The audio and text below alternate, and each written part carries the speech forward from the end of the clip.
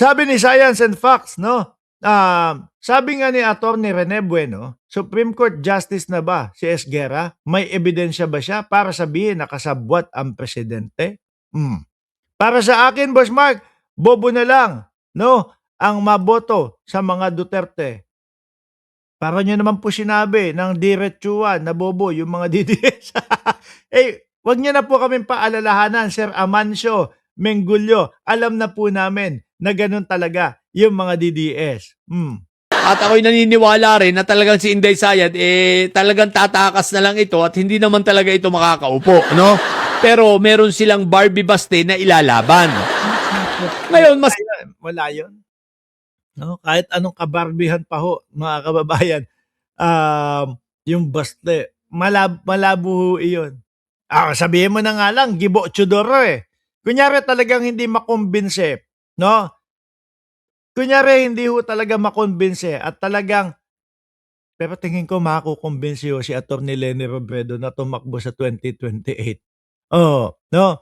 Yun yung nakikita ko dyan. No, kahit nasabihin niya na nangako ako kasi dito sa aking mga kababayan sa Naga, natatapusin ko ang termino ko. Baka po yung sabihin, kapag ka nakita ng mga taga-Naga na majority ng Pilipino, gustong patakbuhin yung kanilang mayor, baka sabihin, sige na, ipapahiram na namin sa inyo si attorney. Alam namin, nangako kayo sa amin, Attorney Leni. No, pero sige po, tumakbo na kayo. Tapos, natandeman ng isang pro-government nung itataas ni Pangulo. Ano, di ba ganon? Or sabihin na natin, no, kung Baste Duterte, baka kung sabihin na natin, Gibo Chodoro naman. Yung pampresidente, baka Gibo versus Baste, wala na ho yan, mga kababayan. Tapos, ang vice-presidente, kung hindi talaga mapapayag si attorney, di yung ano naman, si Leni naman. Basta pula at pink, mga boss chief amo sir, lampaso ang aabutin ng mga yan. Sabi ni Bahay Newberry, Leni, tulpo 2020. Ay, naku po. Wasak sila dyan.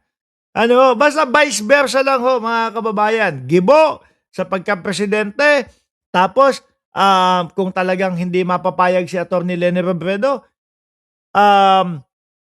Vice President, Risa Ontiveros, basta mag-tandem yung dalawa ho, di ba?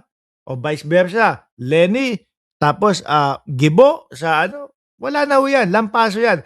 Kaya nga po, laging sinasabi ng mga DDS po, mga bossing, ay, yan, pwede din yan, Pax per Science and Facts, no? Gibo Trillanes 2028. Patriotism at patriotic. Ngayon mga kababayan, tuloy natin ito. Maganda sana kung sa basketball, tatambakan natin yan dahil sa pagkakaisa at makita natin na tunay na kahit papano nagkakaisa na ang pink, ang dilaw at nawawala na yung ating dating mga away-awayan na yan. Kung si First Lady nga at si Chris Aquino, di ba? Dinalaw si First Lady, di ba? Bakit hindi na lang magkaisa, no? At ito rin naman ang pananaw ng maraming mga pink at mga dilawan na ating mga kaibigan. At ito'y ating pinahahalagahan, to be fair with them. Kaya hindi ako naniniwala talaga na dahil sa isang sinabi ni Christian Esguerra ay magigiba itong naging samahan na po ng pink at pula. Pinapahalagahan natin itong mga pananaw na ito na tayo ay nagkakaisa sa isang layunin na wala nang maupong fentaboy, wala nang maupong mga... Sabi ni Chair, pakisupport po si Tatay Jack Perds. Salamat po. Ayan, may channel yata si Tatay Jack Perds. Pakisuportahan at paki-subscribe, di ba? Duterte, no? Kaya lang, sa ginagawa nitong si Christian Esguerra, parang china-challenge kaming mga loyalista. Ito ngayon ang pakiramdam namin sa mga dilawan. Parang china-challenge kami. Kung yan ang mangyayari, baka talagang magkakaharapan tayo sa 2028. Tulad yan ang sinabi ko, ako naman, pro-Philippines ako. Wala na ako sa kulay. Kaya lang, yung sasabihin mong tanga yung Pangulo namin, teka lang, Christian Esguerra, sino ka ba? Si Christian Esguerra. Di ba, mukha ka namang mas tanga. Tulad yan ang sinabi ni Top 1. Ipakita mo nga sa amin kung nagbubuwis ka talaga ng tama.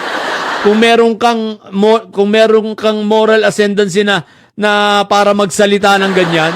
Ikaw ba nagbubuwis ng tama? Total public figure ka naman di ba?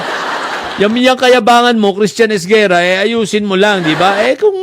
Kung talaga totoo yan sinasabi mo sa Pangulo, di patunayan mo, puro ka rin naman fake news. Sandali lang. Good morning po. May team po kami sa volleyball as po ng captain namin if gusto nyo daw po mag-sponsor. Okay. Kasi may sponsor ako ng basketball. Ngayon naman, ito volleyball naman. Opening date, August 23. Paano naman ako mag-sponsor nito ng kanilang mga uniform? Ano na ngayon? August 19 na. Ano magiging uniform nila dito? Diba? Yung uniform po kasi, mga kababayan, galing sa Pilipinas. Sa Pilipinas ko kinukuha. Mamaya ko na sasagutin yan. Tuloy mo na. Pinagpipilitan mo na i-demanda si Martin Romualdez, wala ka namang ebidensya. Ang pinagpipilitan mong ebidensya, ang sinabing maleta. Pinagpipilitan mo na, may alam ang Pangulo dahil siya ang Pangulo, tanga ka ba?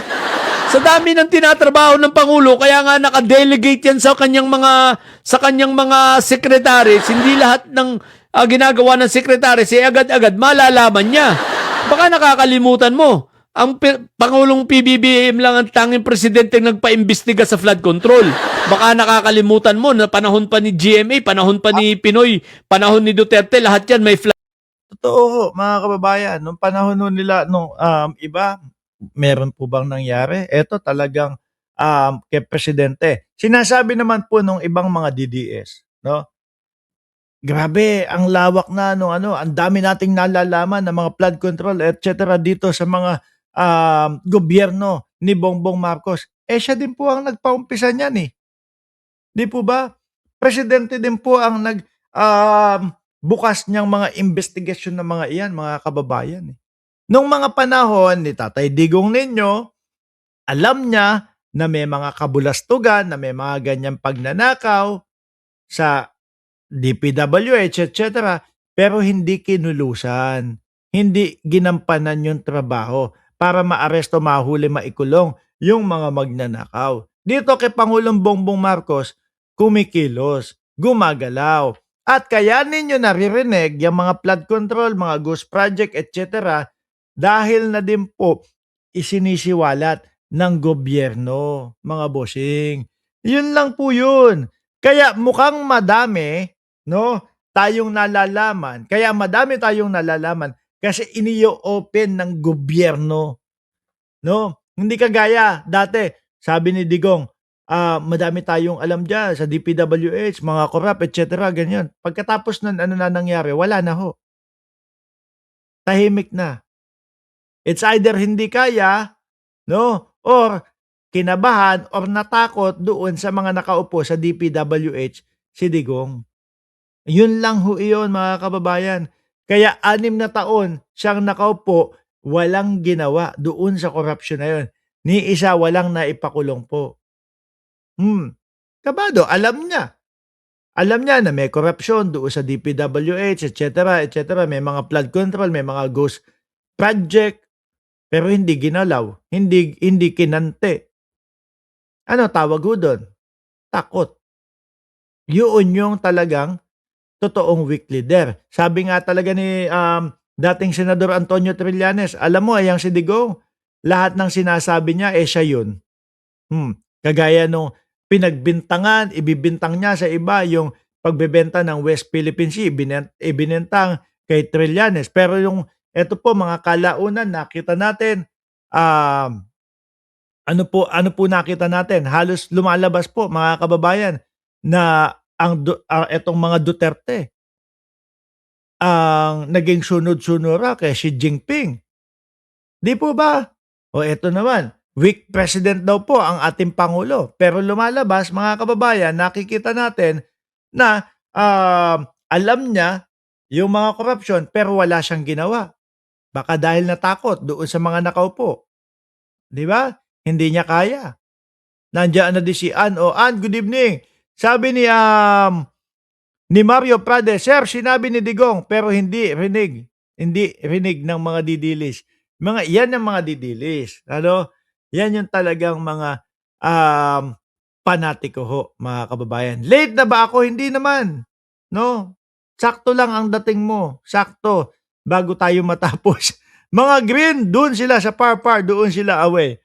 Pero although alam ko ho, mga kababayan, na imposible naman po tayong magkawatak-watak, imposible naman po magkahiwalay, yung nabuong samahan ng pink at pula, mga Boss Chief Amo Sir, um, panawagan pa din na patuloy tayong magsama-sama, patuloy tayo, doon sa pagsuporta sa ating gobyerno, mga Boss Chief Amo Sir, upang sa gano'n, 'wag makalusot yung mga alam natin na gustong lumusot kasi madami silang lilinisin, madami silang tatakpan doon sa kanilang bakuran. At alam natin kung bakit galit na galit iyang mga 'yan kay Pangulong Bongbong Marcos kasi hindi sila, kinatatakutan ng ating presidente. Hindi sila, wala, bahala kayo diyan, makulong. Gano'n ang presidente natin ngayon. Sabi ni Annalyn, may nagawa si Digong ang pagpatay ng mga inosenteng tao. Sabi nung mga DDS, ubos ang pinagbabawal na gamot. Hindi naman. Ubos daw ang pinagbabawal na gamot ng panahon ni dating Pangulo. Hindi naman. Sabi nung iba, karamihan, tao ang naubos.